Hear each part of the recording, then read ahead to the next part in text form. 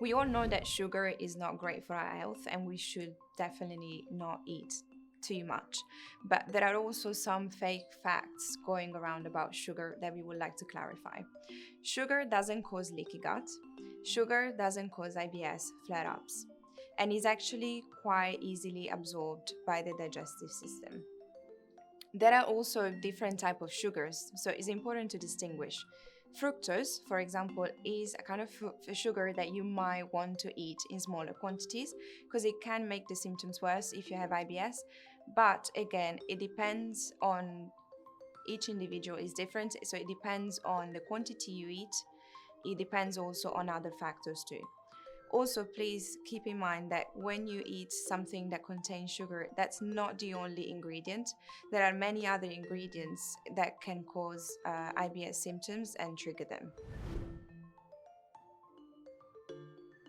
IBS itself does not prevent you from absorbing nutrients from food.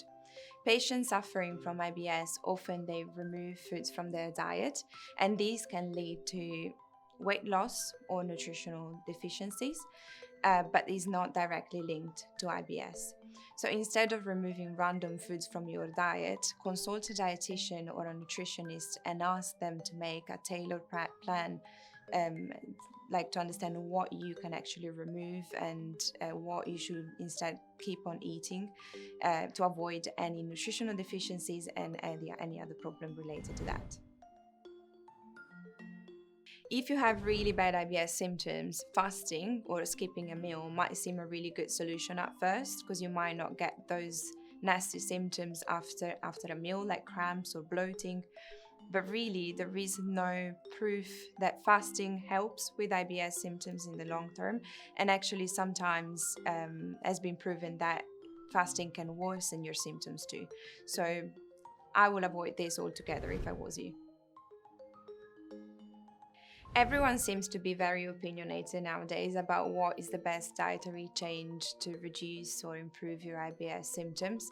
But really, the truth is that we are all different and it depends on the individual. So, not because something worked for someone else is going to work for you.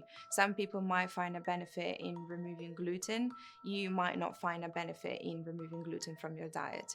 So, like we said before, instead of removing different kind of foods at random from your diet, risking to have a malnutrition or like a nutritional deficiency, consult a dietitian or consult a nutritionist, or even keep a food diary to try and understand if there is a link between what you're eating and when you get IBS symptoms.